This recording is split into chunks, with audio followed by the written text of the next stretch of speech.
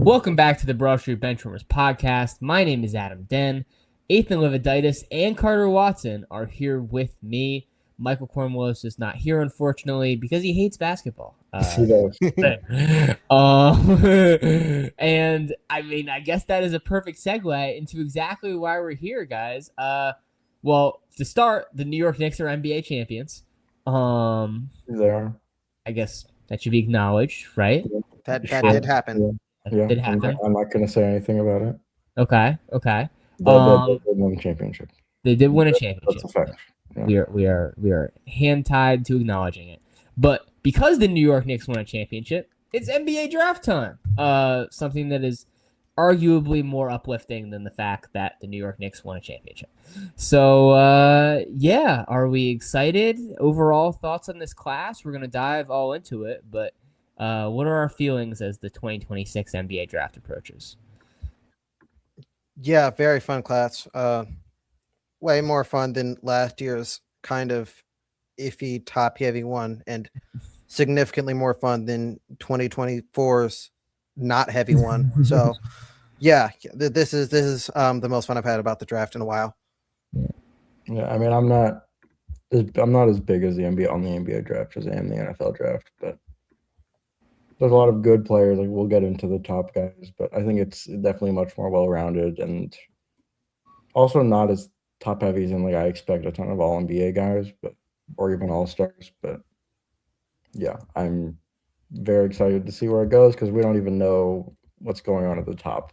So yeah, I agree. I think that is the most exciting part, right? Outside of the top prospect buzz is just the fact that we have no clue where this is going. And even though we all, I think, kind of have our respective feelings about the 2024 class itself, I thought one of the fun things about that year was that, Zachary Ricochet going number one, while as insane as it now looks, was not something that we expected or predicted until about an hour before. So I'm excited because this has the potential to be something similar, and that's something really encouraging. And I think that's the easiest place where everybody probably wants to start, right? So Darren Peterson, AJ DeBonsta, and I almost said Carlos Boozer, Cam Boozer. It's been a long. I've been playing. Have you guys been playing that?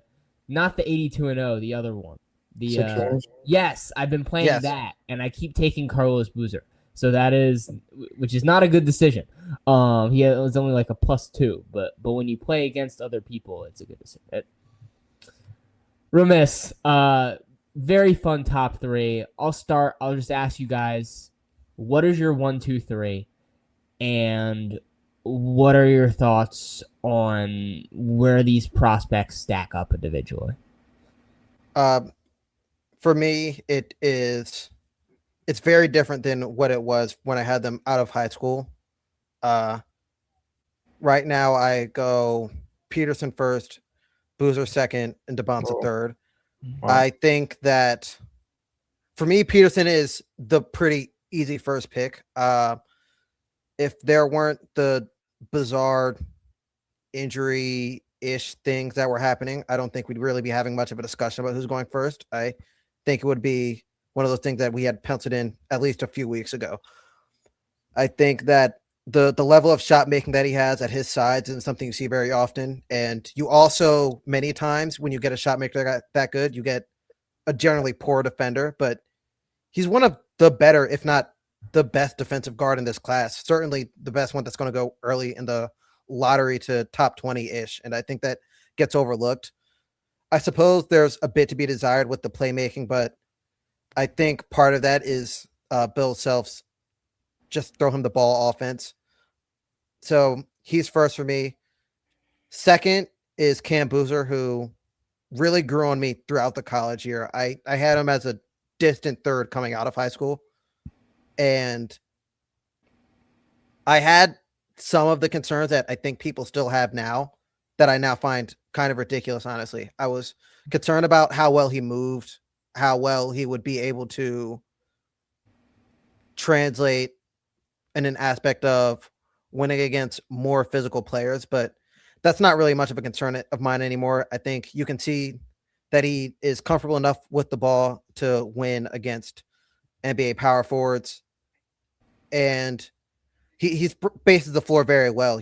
I think people kind of disregarded his high school 3-point shooting numbers as the high school 3-pointer line, but he continued to shoot it very well into the college basketball season on respectable volume. I think 3 attempts per game at or around 40%. And then Peterson third, or DeBonsa third, rather. My main gripe with him is, and I guess I should talk about things I like most, because I still do think he's a very good player. But the big gripe I have is the defense. He seems to kind of not care. Seems to kind of not care, and he's also very mid-range reliant on offense. The two main comparisons I've seen for him are Jason Tatum and Jaylen Brown, which both feel kind of lazy, but also I kind of see it with both. And I think particularly back to Tatum's college season, he had a lot of the similar issues that he didn't shoot many threes. He was kind of disinterested on defense at times, even though the tools were clearly there. And it ended up being perfectly fine. Jason Tatum's an amazing 3-point shooter and an amazing defender. So that is the encouraging part of that. And I think that in most classes, I would still take AJ DeBonsa first and let the rest of it figure itself out, but not in this group. Yeah, no, that's fair. Ethan? Yeah. I mean, mine was what the order you said, which was Peterson, DeBonsa, Boozer. I think, I mean, it's weird with all the Peterson stuff, like phantom injuries, and also like it's like a Anthony Edwards situation. Oh, he doesn't like basketball. He doesn't care. He doesn't actually want to bother. But I don't think that matters. I mean, I do feel like it really shakes up the board, just because like it could be another Ace Bailey situation where it's just like, I'm not playing in Memphis or Salt Lake City, and I think that's possible. I don't think I'm fault of the Bulls, but also he's the best player in the draft, so I don't think really has a choice. But yeah, I'm glad that Carter brought up the defense, because I mean, again, we think in this modern era of like ball dominant guards are like, yeah, you're gonna only try on one side of the ball and be generally inefficient. But there are very few issues I have with his game. I mean, I think surrounding him with a solid, more like playmaking guard alongside him, like a Trae Young perhaps, could be awesome. But yeah, I'm pretty firm in saying that he's the number one player in the draft. DeBonsa, I mean, I also agree with Carter. Like, he'll be a plus offensive player almost certainly, and I think given the infrastructure of a number 2 pick, he'll be fine with like developing a long range shot. And again, just all of this really comes down to situation, and if it's like you're gonna guard their best player, you're gonna have to take threes like immediately. If he's thrown into the fire, I don't think it'll really work. But yeah, very solid player. Boozer, I mean, he's obviously quite good. Like, I don't have a ton to say about him. Like, defensively, I could want a little bit more. And again, the shooting's good, actually. Like, I think I looked, he was about a 40% shooter. Yeah. On somewhat limited attempts, but the back to the basket skills are very elite, and I think he would fit in really well in any of these teams in the top 5. And I think he's about not a full tier below, but like a half tier below the top 2 guys, I would say. But overall, I think he's perfectly worthy of a top 5 pick. Like, I don't really understand him, like, any arguments between him or DeBonsa or Peterson. I mean, like, Carter just gave a fine one. Like, I like what's there, but I don't really know how much there is like untapped in a way. Like, I feel like somewhat you're getting what you see in this most recent season, but yeah, I still think Darren Peterson's number 1, then DeBonsa, and then Boozer. Yeah, I actually, it's funny because I've worked through this draft process and I've had all three of these guys number one at respective points throughout the draft process. And I think the argument for Boozer, right, was the hyper efficiency and all the advanced stuff. If you look at any of these advanced numbers, they'll tell you Boozer is the best prospect in this class because he's such an amazing passer and playmaker and like an almost like everybody keeps saying Minnesota Timberwolves Kevin Love. I'm thinking of like Cavs Kevin Love. I'm thinking of skinny Kevin Love, who's able to really be a great hub for them during that NBA Finals run. And I think I can definitely see him being in that kind of role, and it is a safe bet that he's going to be able to do that, right? Because those skills are NBA transferable. I think the thing for me for him is just continuing to expand on both ends of the floor, right? Can he become a better perimeter defender, a better mover in space on that end of the floor? And can he develop a mid-range jumper? Because I think, if he can become a true 3-level scorer, then his sometimes, flaws can be minimized on that end of the respective floor. For Peterson, I think the reason why he is my number one now. I will solidify that. But the reason why he's fallen out of that place sometimes is because of, I think, the need to be on the ball at times without necessarily the skills of a primary distributor or primary playmaker. It's hard to imagine almost, I don't want to say microwave scorers, but these kind of scorers as fits in the NBA anymore. Just because of the talent of so many of these two-way guys. And I don't, at the current moment, really imagine Darren Peterson being a great facilitator in that way. He's going to need to just be a great, off-ball player to be able to make up for it, which he wasn't really at times at Kansas. He was kind of lazy at that. So I think, going back and watching the high school tape and seeing all those reps of him on the ball, that's kind of what sold it for me. I was telling Carter this the other day, I think. I was like, watching him versus DeBonsta, and he's working around screens against him and pulling up from 30 feet. Like, that's what sells me. But you want to see that at the next level. And then for DeBonsta, I think it's actually kind of similar to Boozer, despite their dramatic differences. It's intensity on the defensive end, and it's just the shooting touch at the next level. I think him being able to develop a consistent 3-point shot rather than a mid-range shot is going to be really, really important. And he has the form to do so. And, that's the reason why he was number one for me for a bit, is because I think he's, if he's going to develop a new skill at the NBA level, he's the most able to do it because of how great of an athlete and how adaptable he seemingly is. But, we say that with a lot of these guys, and, it doesn't happen. So I think what I'll ask you guys, though, is we did our top three, but what is fit-wise your top three? I'll ask. How do you imagine of Utah, Washington, Memphis, where do these players fit best, and what is their ideal spot to succeed, or least ideal, if you will? Least ideal? Either. Yeah. See, I think I know what the best spot is for all three of them. Mm-hmm. And I think that is Cam Boozer alongside Zach Edey. They just mesh perfectly well. I think the things that are particularly concerning about watching Cam Boozer on tape, especially on defense, he was a good defender. He was also decidedly not a center. Doesn't provide much rim deterrence, and I think it's nice to have all 8 feet and 9 inches of Zach Edey next to him. So, yeah, I think with that on the offensive end, he spreads the floor well. He doesn't need to operate as a post scorer primarily, and because he's a strong passer, they can do all types of fun sets to get the two of them involved together. Yeah, to the point where it's hard to even really think about what's going on in the backcourt.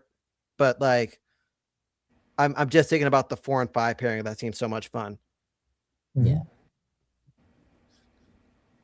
Yeah, I brought it up earlier. I think Peterson worked very. Honestly, I think him and DeBonta both worked very well in Washington. But yeah, I'll say Peterson with Washington just because obviously, I mean, it's a tired joke at this point, but Trae Young needs like a very solid on ball defender alongside him in the backcourt, and yeah, I think that would work. I would say DeBonsa for the Jazz just because I think even with or without Walker Kessler, I think the front court is quite crowded. Yeah. And I mean, you can conversely say that Peterson would also be a good fit in Utah. Yeah. But I would say you're much more comfortable with him beating out Isaiah Collier than you are if you're like maybe mitigating the role of Lauri Markkanen or Ace Bailey. So yeah. The Memphis, I think, again, Boozer, perfect fit. Like still has a bit of a way to go defensively, and Zach Edey, I think, is capable. And also, after trading Jaren's wide open spot, and he'll have more than enough opportunities to evolve his offensive game with more. I mean, probably a bigger role than he might be ready for, but also I think with they have fine enough players around him. It's like the backcourt's fine, but yeah, I mean, it's a pretty terrible. It's probably the worst situation of the top three for anybody. But as far as just pure positional and also just, I guess, fit for development, I think he has the most, I guess, open sort of spot out of any of them. Yeah. No, I actually have, I mean, if that is the Cam Boozer spot, have just a tinge of excitement of imagining a Cedric Coward, Cam Boozer kind of future. Coward is a guy who I'm really high on. You can really spread the floor there, especially when you eventually move John Morant, right? And have a lot of versatility there. I'm really pro Peterson Jazz, and I know even Peterson himself is not very for that. But I'm such a Keontae George guy, and I know his camp wants Darren Peterson out of there because they think Darren Peterson is some kind of like offensive hub point guard. But I think if Peterson is going to be who he is, which is kind of this score in bunches, having a guy who's as great of a distributor as Keontae George was at times last season is going to be really important. He just controls the flow of the offense in the half court so well for that team. He was a real organizer for them. And I think Peterson would just give you an ounce of electric scoring on the ball that they don't really have, right? Lauri Markkanen, when you force the ball into his hands to the extent that they did at times 2 seasons ago, we saw what happened. That was the least efficient year of Lauri's career. So I think giving him a guy who can really take those reps and run with them is going to be really important. And then I guess what happens to Ace Bailey happens to Ace Bailey, right? He's going to have to learn how to function without the ball a little better. But there were flashes last season, and who knows? So, yeah. I think with Utah, it feels like the front court is crowded because the front court is crowded. Mm-hmm. I mean, but also feels like the backcourt is kind of crowded in a weird way. It is. Yeah. It's they've got a lot of players that it feels like they should be playing, but also they're still one of the 4-ish worst teams in the West. And so there's no real progress almost. It's a hard fit for anybody. And that's why it feels like for all three, I would say that the worst fit for that guy is Utah, just because of I think the ideal situation for them is Peterson. I think for anybody, they've got to move on from a solid basketball player. Yeah. But I think I push back in that I think we look at the depth of so many of these teams that have risen to contention over the past couple of years. And we've always said, right, like they have too much depth. They need to be star hunting, blah, blah, blah.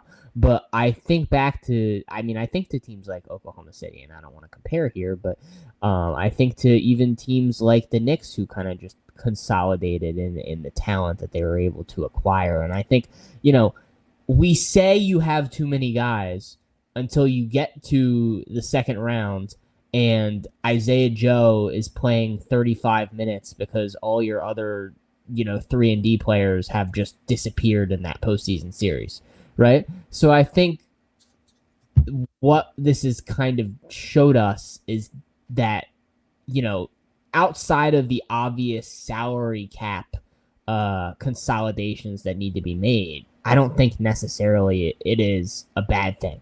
Now development is probably a different case, Yeah. right? But I think from a purely a team perspective, like I think there's still a way for these guys to thrive. Yeah. Yeah, I mean, I was gonna say that about Washington, like with in regards to Peterson, because like, okay, you're stunting the growth of like a Trey Johnson or a Bub Carrington, but honestly, like you're fine with doing that. Yeah. But like, yeah. And they've done a fine job of like the AD trade and the trade of both like showing like they have a lot of guys, but they're not afraid to just hold on to them just for the sake of, oh, these are young guys, and Yeah. because they honestly don't really have an amazing track record with development. So No, I, and yeah, I think the general mantra of most teams should just be we have a mix. Like if we have guys that we're truly confident in, we should develop them, but there should not be a like ironclad like attachment to them. yeah.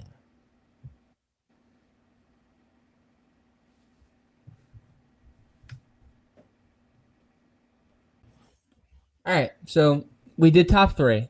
Four seems kind of obvious.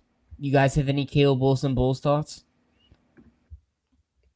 Yeah. I mean, it's a pretty good fit, good basketball player. I guess that kind of sucks for Noah. I don't know how many minutes he's getting, but yeah, it's going to be a good fit. He should get them going in the right direction. He's a player that doesn't need the ball a lot, and so he can operate within the system that they've had already, with Giddy being particularly ball dominant if they want to. So yeah, it'll be a fun player. I still think they should find a different point guard down the line, but yeah. Yeah. Yeah, I think he's a good player. I mean, Mr. he, UNC. yeah.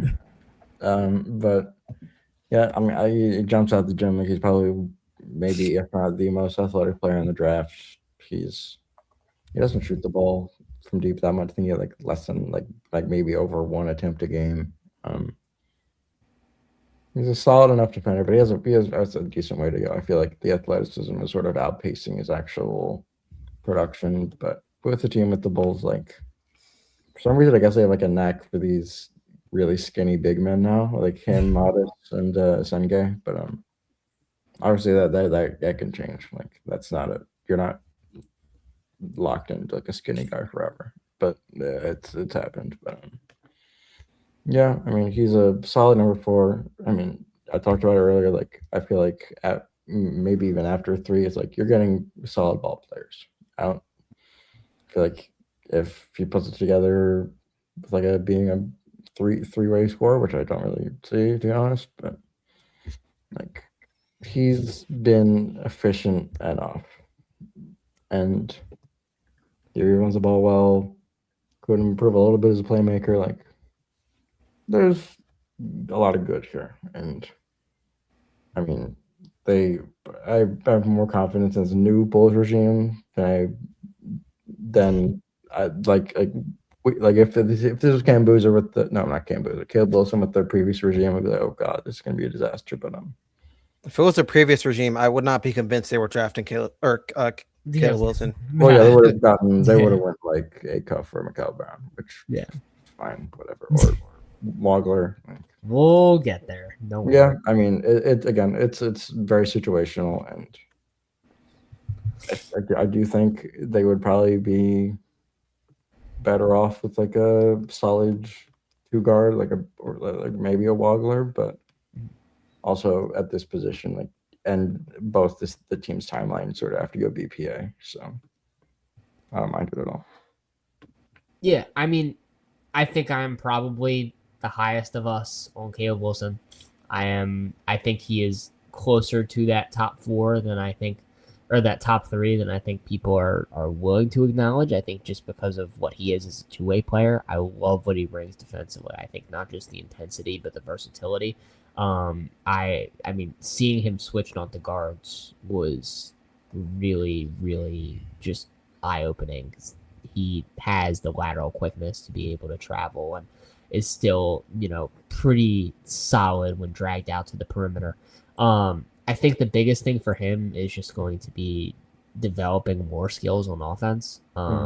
He is not like a perfect back to the basket footwork guy like Boozer is. He is by no means the shooter that he is either. So I think that's going to be the next step, right? But I think the framework is there. I see it almost as like a Jaren Jackson who actually tries to rebound, which is very encouraging for me. Yeah. So I mean that's an all-star level player, and so I think the city of Chicago will be happy with that. Mhm. Yeah.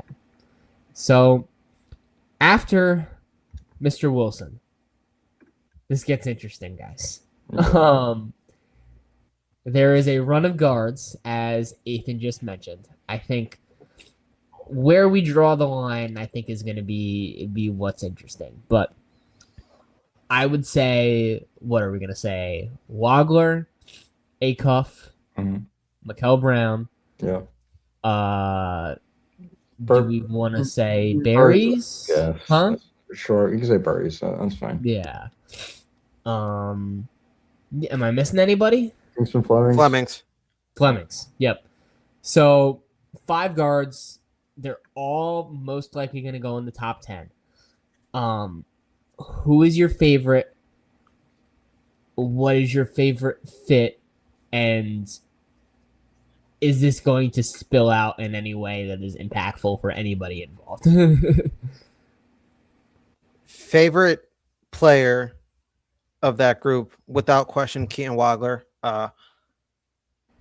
I've been higher on him than consensus. I think that he's just so effective as a creator and as a pick and roll player to the point where everything else will work out in time, similar to how Austin Reeves was out of college. But the difference is Austin Reeves came out of college at 38 years old, and Keaton Wagler is not. He was hooping on the farms. He was hooping I on the used farm. to watch. He used to post like videos on Snapchat of him hooping on the farm. I used to watch them when I was in high school, bro. He had like you remember like the peach basket buckets. You know what I'm talking about? Yeah. Yeah. He was locked in.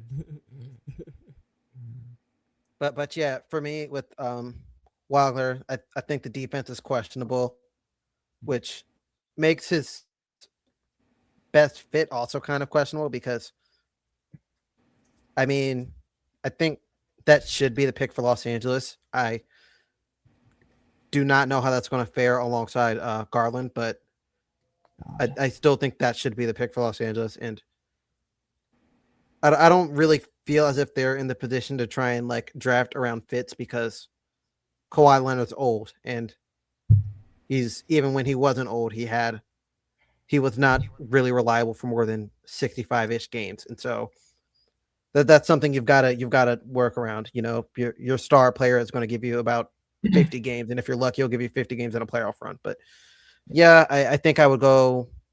Wagler's definitely my favorite in the group.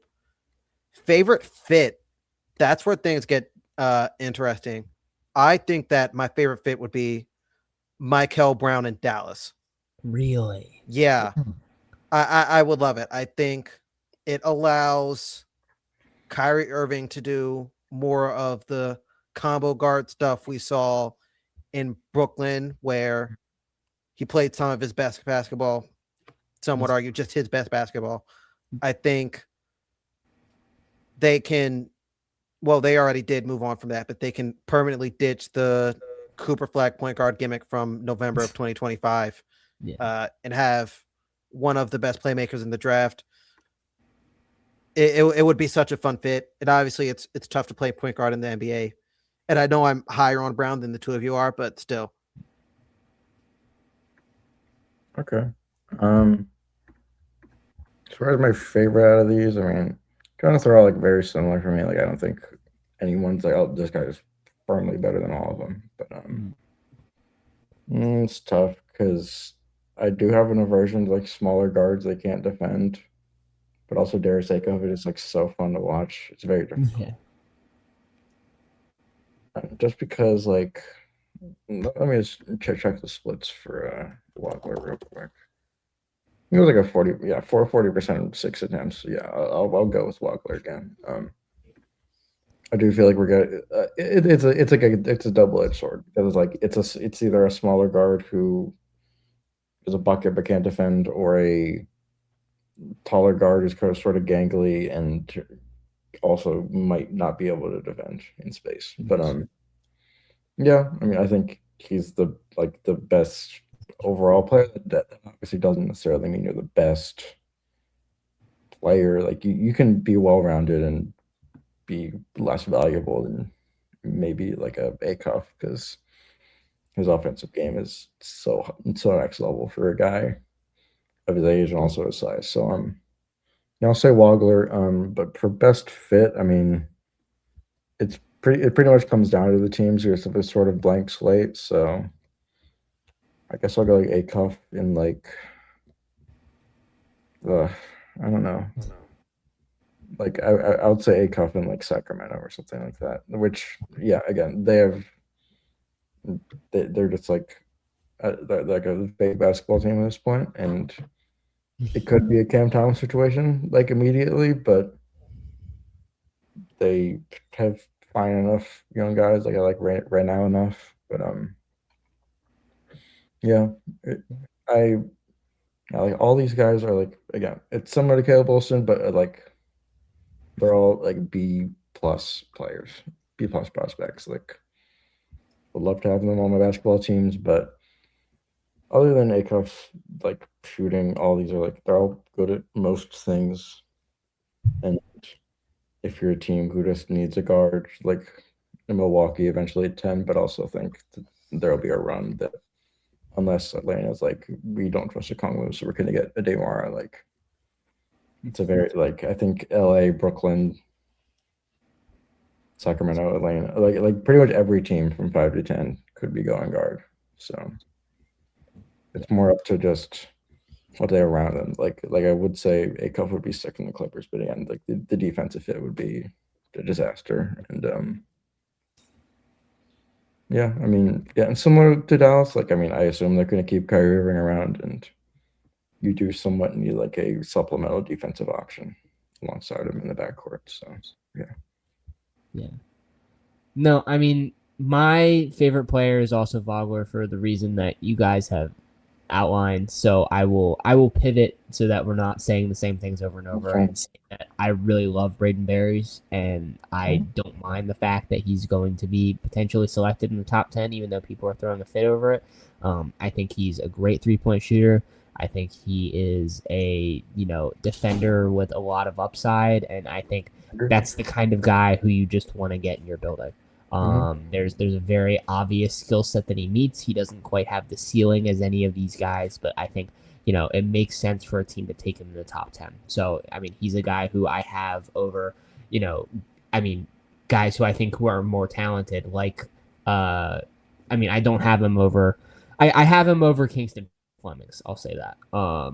I think he's the one who I have a little more trouble imagining what the skill set's going to be. I know he's improved as a shooter out of high school, but it's a more difficult fit. However, my fit was actually with Kingston Flemings, and I think Kingston Flemings would be an awesome Atlanta Hawk. I think having Nikhil Alexander Walker have the breakout season that he did, not just as a perimeter scorer, but at all three levels, the amount of shooting that they would have around Flemings, and they just allow him to be what he is at his best, which is, almost like a Trae Youngish role, right? A great facilitator, a great on-ball player, and just the kind of presence that CJ McCollum brought as they continue to grow and develop their pieces surrounding him. In their youth. And they have another guy in Jalen Johnson who can handle the ball pretty well as well. So I think he would just represent like a cheaper facilitator than the CJ McCollum Trae Young route that they've been forced to go down over the last couple years and continue to carry them down the same path without having to make that giant superstar investment. Yeah. Yeah. Yeah. I mean, I can get behind that fit for sure. I think my main drawback with that, and the reason why I ultimately think that the Atlanta Hawks end up just drafting a Damar, is it's tough to play point guard in the NBA, and I think as a team that's contending, you don't want a rookie doing that.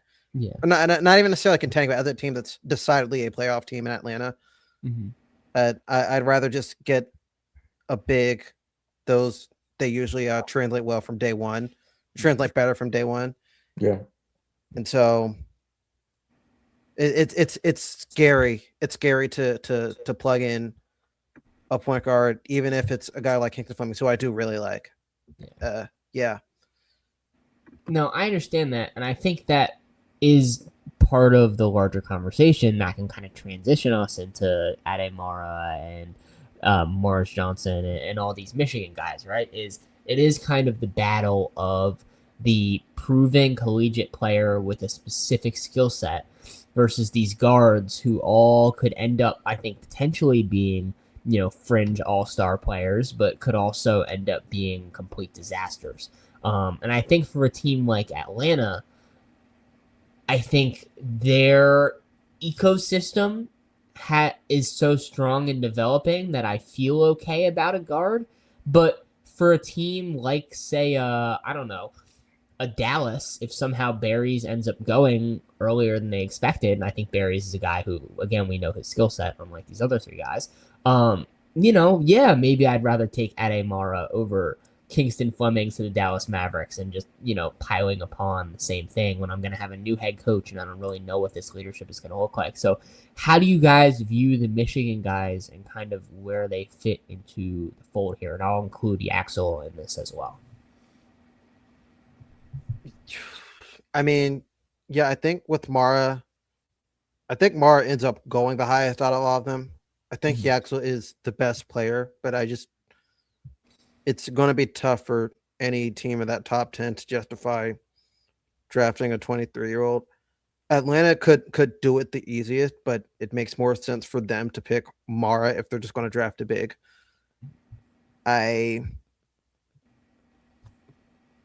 But yeah, I think with Lundenborg, it's one of those things where the main drawback, it's just he's 23. Otherwise, we'd be talking about him at minimum like I'd say like 5 spots earlier than wherever he's going to go. But I mean, I like both of them a lot. Morez Johnson, I'd say less than the other two. I think they're all good players. I'd say that Lundenborg and Mara are players I'd definitely draft lottery. I can't go that far with Johnson. I'd say like mid-first-ish. I think the main thing that separates Lindenborg from the other two for me is just so much versatility on both ends. After not doing it at all throughout college, he just moved to 3. And from day one was the best player on the best team all season. It's incredibly impressive. It's something that kind of like goes underlooked. Because he's going to be a power forward in the NBA, and he kind of operated as a power forward for Michigan, but he wasn't. It wasn't the most traditional power forward role. He still had a lot of the spacing responsibilities, a lot of the ball handling responsibilities that a traditional small forward does, and it was super impressive how unfazed he was by the new change. Yeah, for the Michigan guys, I mean, I would say Mars, like maybe, I mean, with Atlanta, I would say the best fit, but like, I don't know. Again, it is the age thing, and like, I do feel like increasingly, I mean, other than teams that like could contend and like are fine with just having finished products, a lot of teams are much more concerned with like just what are the intangibles? What can you give me in 3 years as opposed to right now? So yeah, I would say it goes like Yaxel, Mara, Johnson, but I think they're all very solid players. Mara's defensive ability, I think is something that should be tantalizing for Atlanta because like I like Okongwu enough, but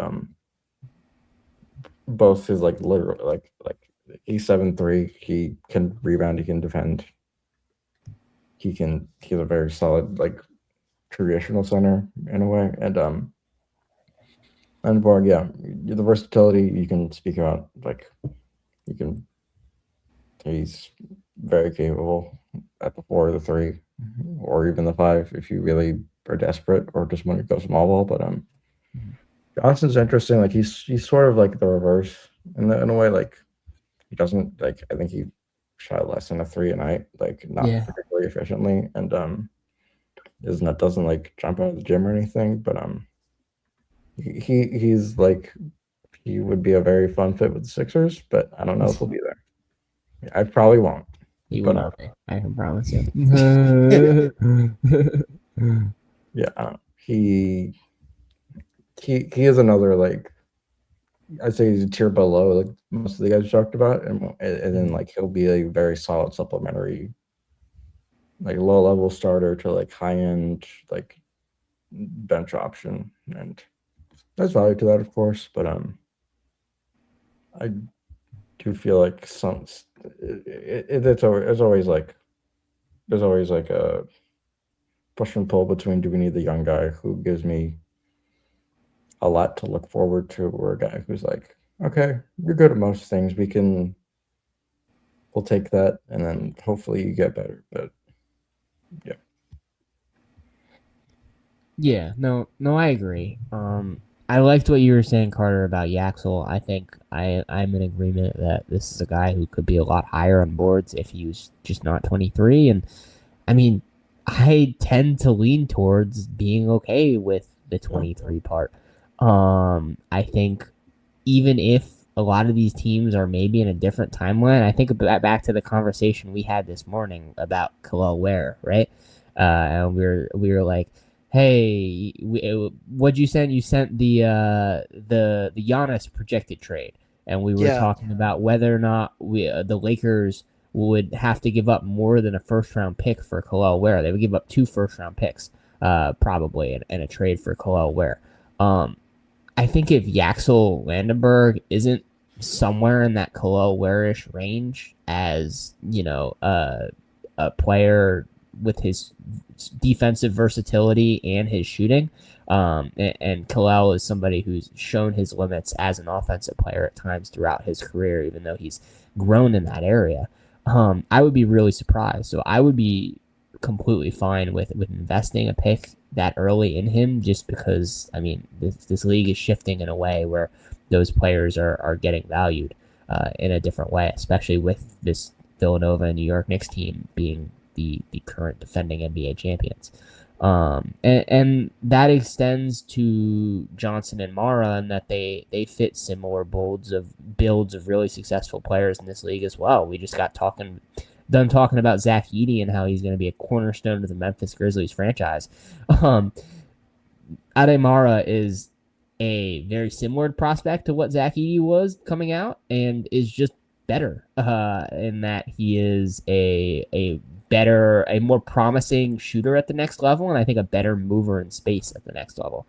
And so I think that makes him really interesting. And then with Johnson, I just got done watching Carter Bryant with the San Antonio Spurs throughout this postseason be a guy who's inconsistent in his playability on the floor, but a guy who is willing to just, rough up whoever the other team's, tertiary scorer is, and play some really physical on ball defense. And I think there's always going to be a role for that player in this NBA. So I think in a draft where there's, like we just got done talking about, where there's a lot of guys where we're sitting here and we're like, how does Darius Acup fit with me at the next level? Because he's 5'11". We've never really seen this guy do this. I know that I can get Morris Johnson, and there's going to be a role for him at the next level somewhere, somehow. So I think that's what makes this crop somewhat more encouraging than maybe they're given credit for. So there's another guy. There's one last guy who I think we should talk about before we start talking about the rest of the guys and the player fits. who is a guy who I think is the exact opposite of literally everything I just said, and that is Nate Amon. And I think we at least have to have a conversation about him because I keep seeing these like, is Nate Amon gonna go in the top 10? Oh my god. What are your guys' thoughts on him as a prospect? And I mean, you don't have to say why he shouldn't go in the top 10, but it'll probably come out. But why should he not go in the top 10? Where do we start?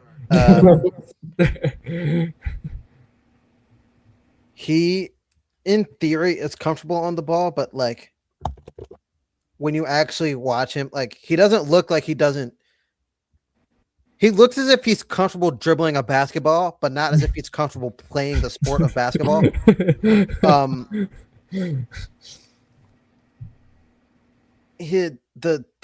numbers, both in terms of the advanced numbers and like the general box score, are unimpressive at best. The box score is actually quite ugly. He shot sub 40 from the field. I think he was just over 30% from three. He wasn't impressive versus most physical teams. He had a few very ugly games early in the season against some of those bigger teams. I think it was against Houston. He shot like 1 of 11. I will say this: if I had like no data for Nate Amon beyond like a highlight tape, I would probably draft him in the top 10 because, like, I guess if you're watching it from at the absolute best, it looks like he can be a very good on the ball scorer. That I do not see. With that said, I think there is a role for him to be a positive player. I liken him particularly to Jabari Smith.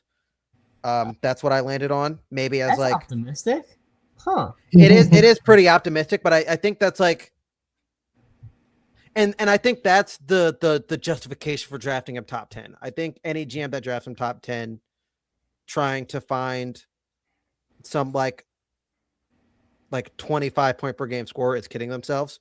But I think you can find a player that will, if he puts it all together, defend well, can play pretty well off the catch, because that's another thing. Like, he did not shoot very well, and that extends to the 3-point line, but it doesn't look like he can't shoot.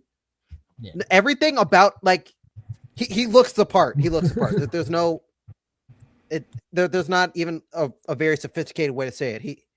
He looks like he should be playing good basketball. He just isn't. And so I could see him like being a good defender, can kind of move the ball around, make open shots.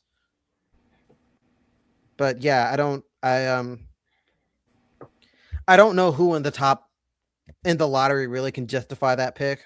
I think the Thunder with 12 can, because they don't like have like a major hole. It depends on how the board shakes. I think if Lendenberg's there at 12, they have to take him. But if they get that prototypical of a guy, yeah. But yeah.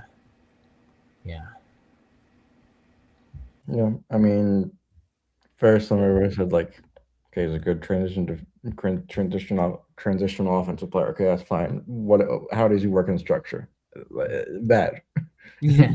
So it feels like year 10 of like, okay, this guy is extremely traitsy. He's a long, solidly athletic, like 4'4", like just forward, I'll say. And yeah, can't really shoot. But like the number, like, okay, like if you erased field goals, okay, like 17 and 6, okay, okay. But yeah, it really has to be like a very solidly reputable sort of developmental sort of front office and coaching staff for me to have any faith in him at the next level. And yeah, you just said OKC, like that would be excellent. But teams who can't really afford to lose on a pick in the top 10, which I feel like is most of them at this point, should for their sake sort of avoid it. And I don't know. I saw him against Miami of Ohio in real Right, life, you did. I forgot you went to that game. and I was like, "Where is he? What's going on?" But yeah, I'm just sort of out on this archetype in general, and yeah, again, I would only really be cool with it in the event that it's like a team that just accrued a first round pick from a previous trade who is was either in the playoffs or just they're either in the playoffs or just have a good track record of development and are on their way up. And I cannot say that about the Brooklyn Nets, the Kings, the Mavericks, or the Bucks. So yeah. No, I think that all of that is fair. I agree with what Carter said, right? And it really is true. Like, if you made NBA player in a lab, probably would look a little bit like Nate Amon, right?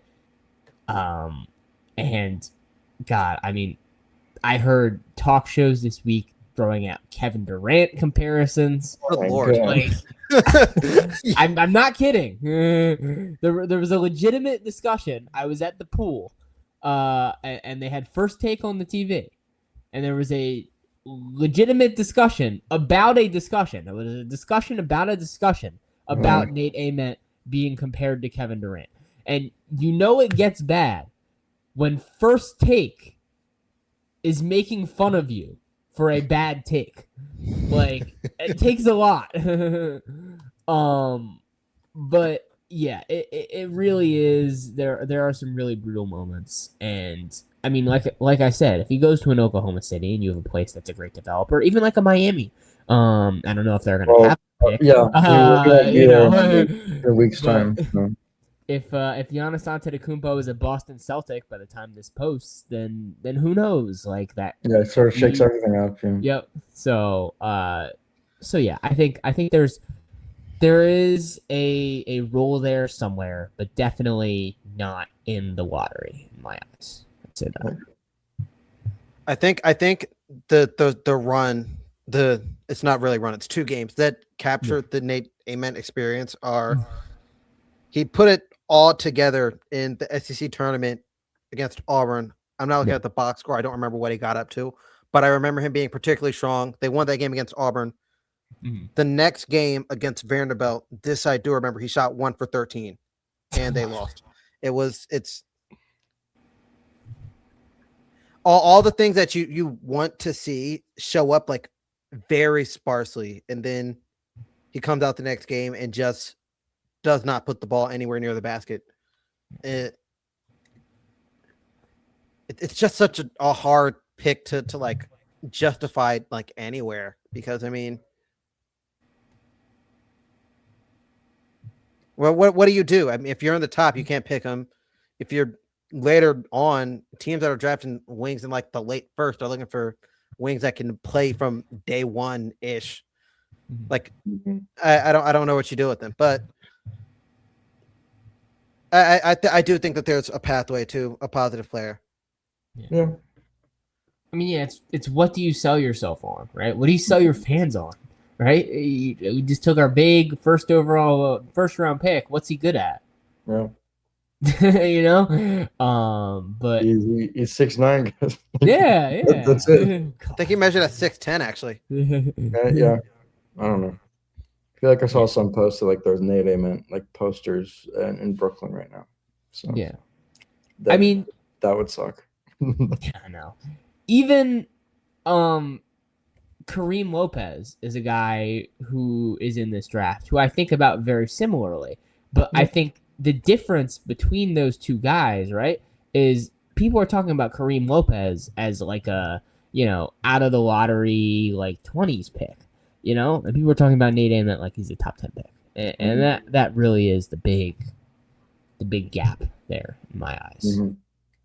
I also think it's worth noting that Lopez, like what I was saying about Ament, like he kind of looks comfortable on the ball, but he doesn't look comfortable playing basketball. Yeah. But Lopez is just good on the ball, and yeah, that's a big differentiator. Yeah, no, that's fair. Yeah. Well, that leads us into a good segue. As we finish up here, there are a lot of guys. It is hard to talk about 45 guys or whatever we have left.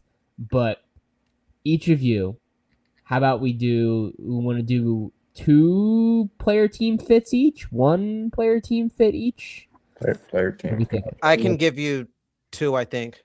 Okay. You wanna shoot, The or first you- one, I will say, I will go with the Toronto Raptors and Jay Canes, but really this could be any team. I think that Canes is going to fall a bit because of the injury history. That's what it sounds like, at least. Okay. I've seen him get linked like very low. I've seen him linked as late as the Lakers at 25, maybe the Celtics at 27 is the lowest I've seen him mentioned. Really? I'd be shocked if that actually happens. I think that might be smoke more than anything. But Yeah.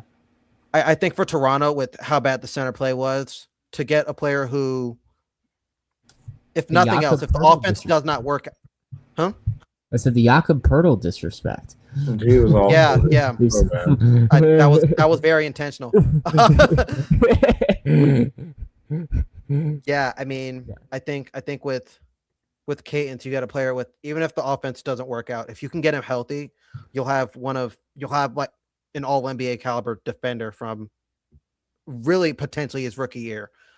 And so for a team like Toronto that's already got such a gritty defense, he'll provide a lot. And I think part of the encouragement would be that Murray Boyles, who I had concerns about his offensive abilities, he looked very strong on the offensive end.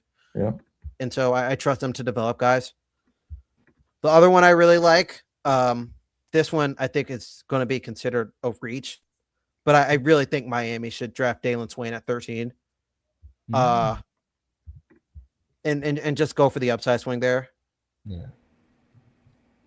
I'm going to really sound crazy, Really? but I think that in terms of being an isolation scorer, he's got so much similarities to, and this is not me saying he'll be that caliber of player at all, but he's got so many similarities to watching Shai Gilgeous-Alexander at Kentucky.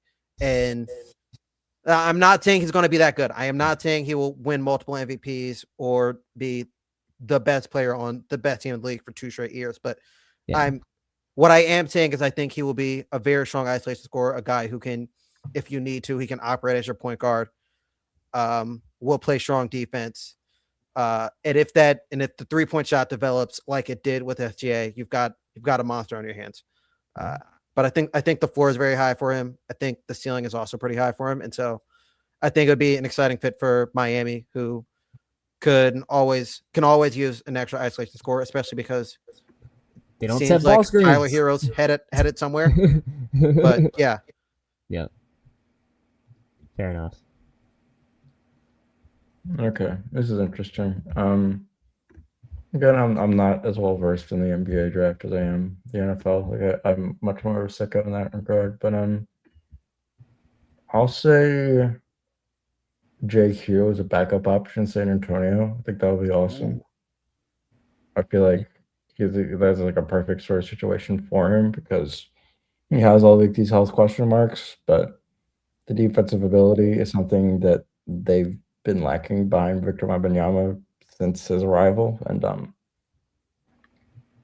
they have a very proven track record of development. And although he'll be, I think he was a sophomore, yeah, he transferred. So He was a sophomore, but he's freshman age. Yeah. So yeah, I think that would work. And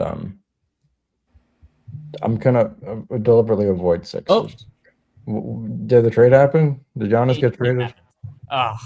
The Oklahoma City Thunder What? are sending Aaron Oh, Wiggins dude. to the Atlanta Hawks for 2 second-round picks. Whoa. Oh, LinkedIn. Okay, live You know reaction. what? Truly That is a live big deal. reaction. That's a nice move for the Hawks. That I like the move for Atlanta, but Yeah. my phone It does buzzed and I signal- was like, it does "Oh, we signal got the that Giannis, we got the Giannis reaction live, and we did not." That would have been pretty incredible.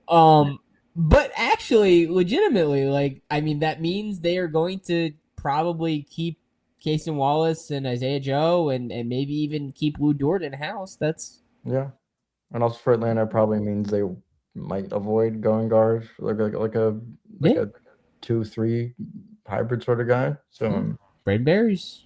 yeah, Goodbye. okay. For like the sort of slightly outside lottery guys, I'll say again, I'm going just purely backup, just because I don't know the predictability of some of these guys, but I'll say Christian Anderson and like Charlotte or something, just because they need backup shooting. Like that has been an issue for so long, and we've had gone through like the Nick Smiths of the world, and I do think that getting a truly like maybe the best in the class like from beyond the arc could be extremely valuable for a team. Like the Charlotte's good, they're still a bit of a ways away from like truly solidifying themselves as one of the best teams in the East, and I don't even know if they'll get there, but improving the bench is definitely a way to go. Like it has been proven in both the Knicks and OKC and all these teams who have actually capitalized and gone all the way, that you need to have like not even just microwave scores, but like very capable backups that fit certain roles. And I think that'll work. Yeah, no, I agree. And he was actually one of my fits. And You can do another one. That's fine. yeah, I will. I'll do.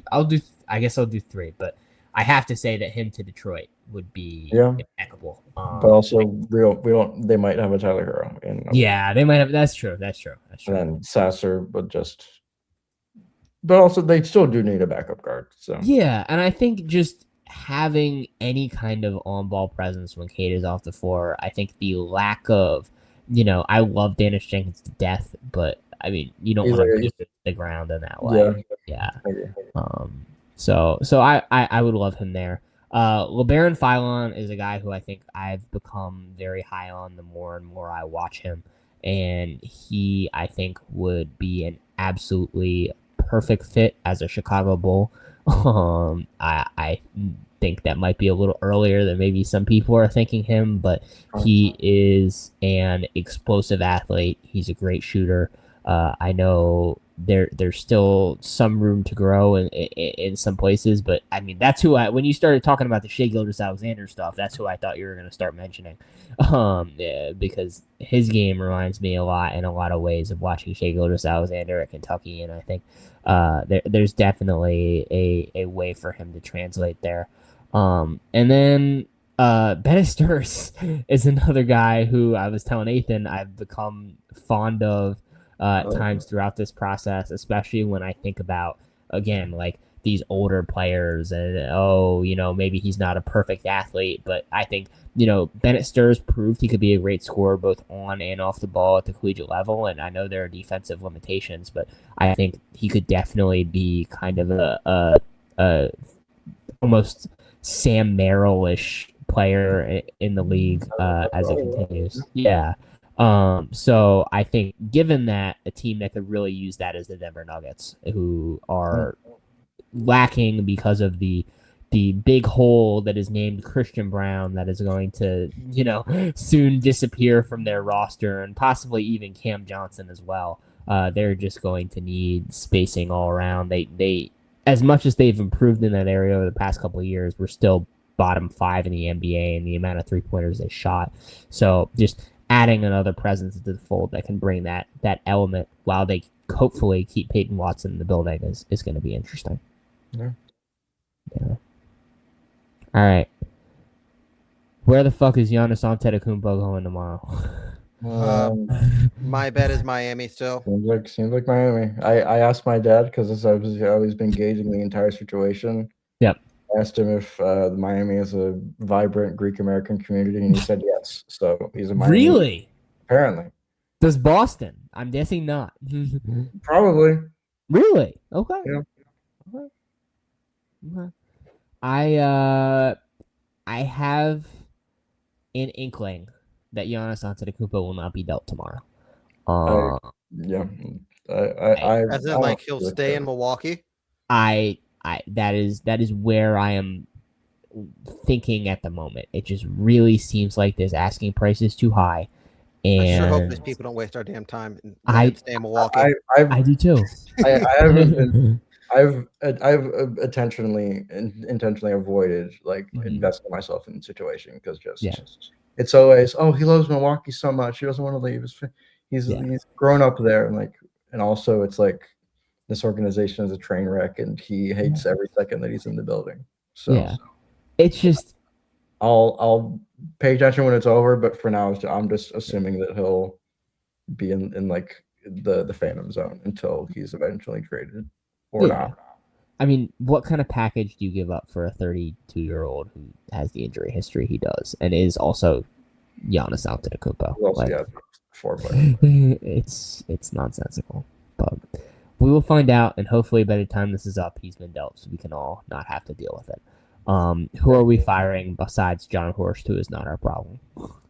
I don't know. The Phillies been too good lately, so it's not coming along. Firing Presti for trading Aaron Wiggins right now. Yeah. I mean, 2 second picks is not a lot. I'm kind of with you. It's not a lot. I want to like not be notified about anything until Giannis happens or does not happen, and Tuesday comes by without it happening. Yeah. All right. Sam Presti, you were fired, I guess. I think that's the first time that's ever been said in public airwaves. All right. Talk to you soon.